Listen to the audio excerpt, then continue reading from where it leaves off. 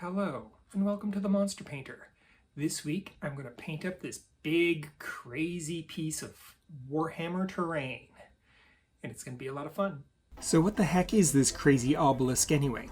Well, it's a model kit called the Ossiarch Bonereapers Bone-Tithe Nexus. It's a 60-piece kit for the Ossiarch Bonereapers faction in Age of Sigmar. I was in the right place at the right time and asked the right question and got this fully assembled example for the modest price of 20 Canadian dollars. And considering it retails for around 75, it was quite a sweet deal. The first step, as always, is to prime the thing up, and as usual, I brush on some acrylic gesso for the job. And on to the first base coat. I am using raw umber, a nice opaque cool brown color for the top of this outlandish statue. I'm aiming for a weathered patinaed bronze look for the top of the monument. And wow, does this model ever have a lot of surface area. Once that bronze base coat has been laid down and allowed to dry, I am going to give this portion of the monument a thorough dry brushing of metallic bronze. This is the bronze part of the weathered bronze treatment. Now, as I understand it, this thing is a sort of weapon for the Ossiarch Bonereapers faction in Age of Sigmar. The Bonereapers are a synthetic, super powerful, undead faction of monsters created by the Warhammer death god Nagash, who uses them to further his goal of conquering all the realms and ushering in some sort of wonderful, perfectly functioning, undead utopia. Well, good luck with that, Nagash. The last step in the weathered old bronze look is to add the patina. To this end, I will apply a careful, controlled wash of teal. This blue-green paint makes for a convincing patina. It is somewhat opaque, so I will have to be mindful of how it is applied. I don't want it on too thick or to pool up too much, but I do want it to flow so that it mimics the look of a natural patina. Now, according to the Warhammer lore, this structure is used for tithes. When the Ossiarch Bonereapers enter a territory, they set up one of these obelisks and then force the local inhabitants to pay tribute in the form of old bones, dumping them on the obelisk steps, I guess. If they refuse, the locals face the wrath of the Bonereapers, who are an operatic level of super warriors and definitely not to be trifled with. Alright, with the bronze part of the monument out of the way, it is on to the stone part. To this end, I will be applying a base coat of dark gray. In this case, a mixture of Payne's gray and titanium white. It's my favorite stone base coat color. And this base coat goes onto the obelisk, lickety-split, no problems, nice and quick. This is opposed to applying the base coat to the rest of the monument, which is one of the more time-consuming parts of the project. It is on these steps where a lot of the model's details reside. They are covered in both heaps and scatterings of bones, and I want to keep the base coat on the steps and not all over the bones, so it's somewhat slow going. All these bones are heaped up as tithes on the monument, and according to the lore, Nagash uses them to create more of his Ossiarch Bone-Tithe super soldiers, and thus supplying his ever-growing army of nearly perfect warriors in classic high fantasy style.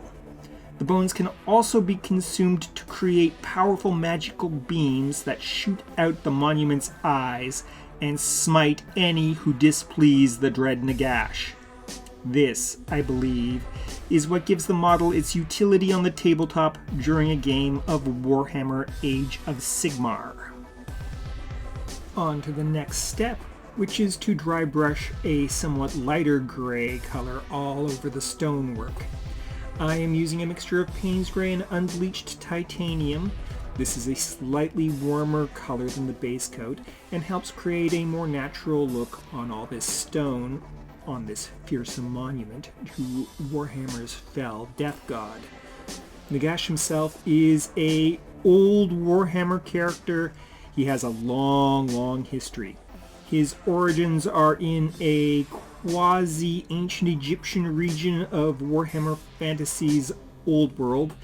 His mortal life was spent near the dawn of human civilization, where he invented necromancy, created the first vampires, turned himself into a lich, and built a terrible black pyramid that doomed his entire nation to undeath, and thus created the Tomb Kings faction in that old Warhammer Fantasy Battles game.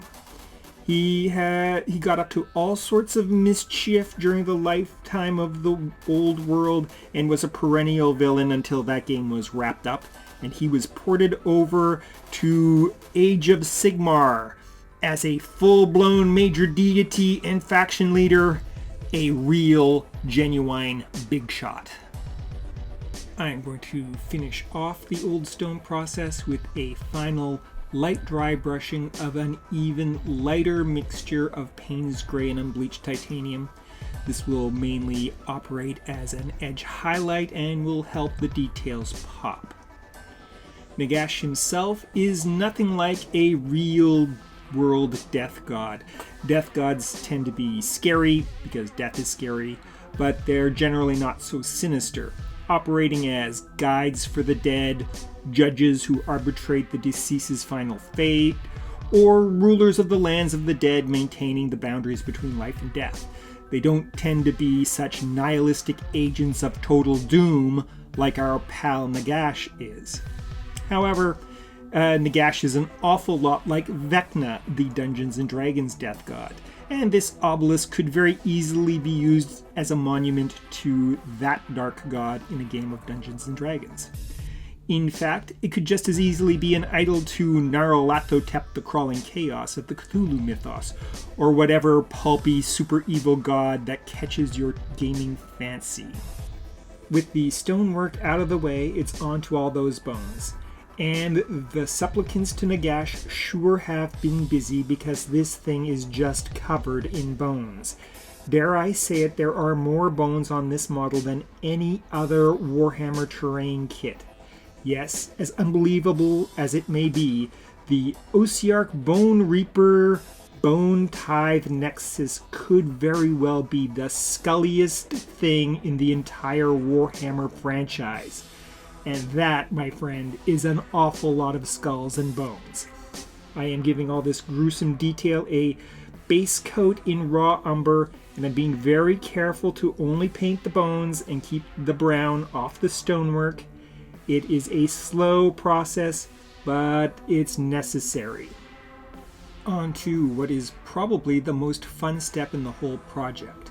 I will be dry brushing on a careful layer of warm off-white, unbleached titanium to be exact.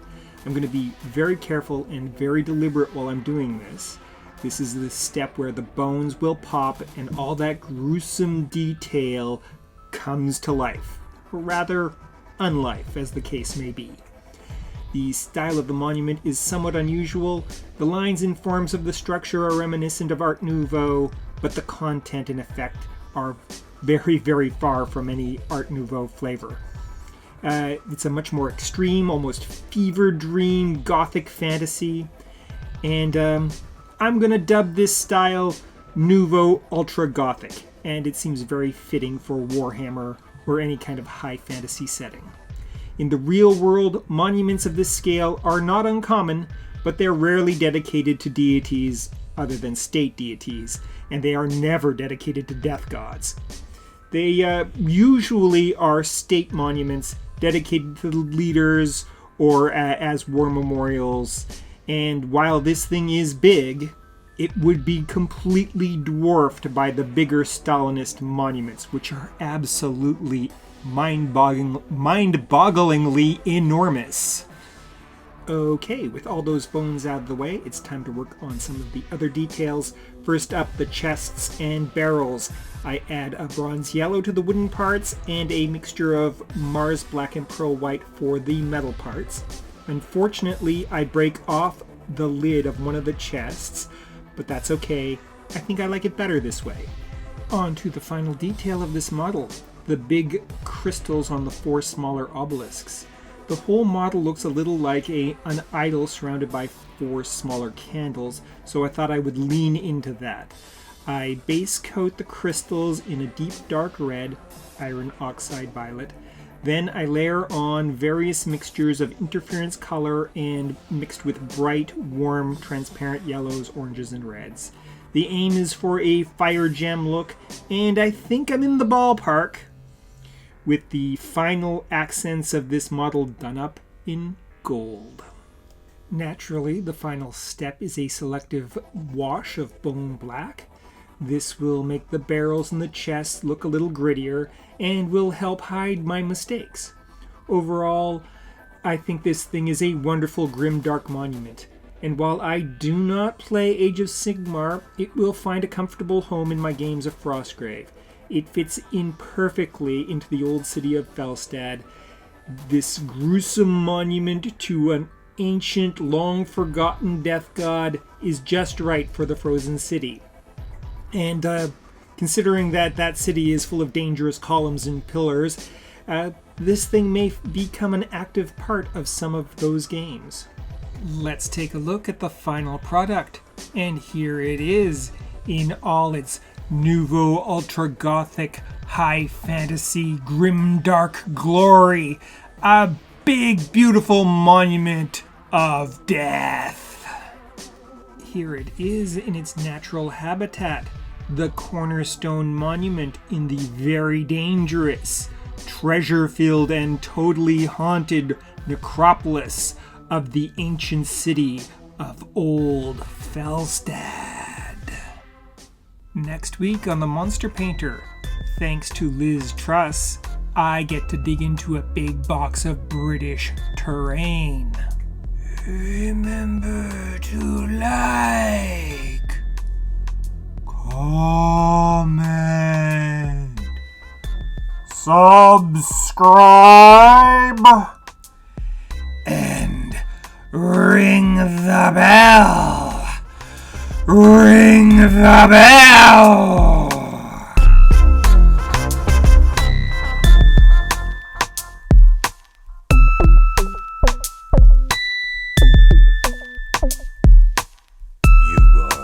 Watching Less the Monster Painter.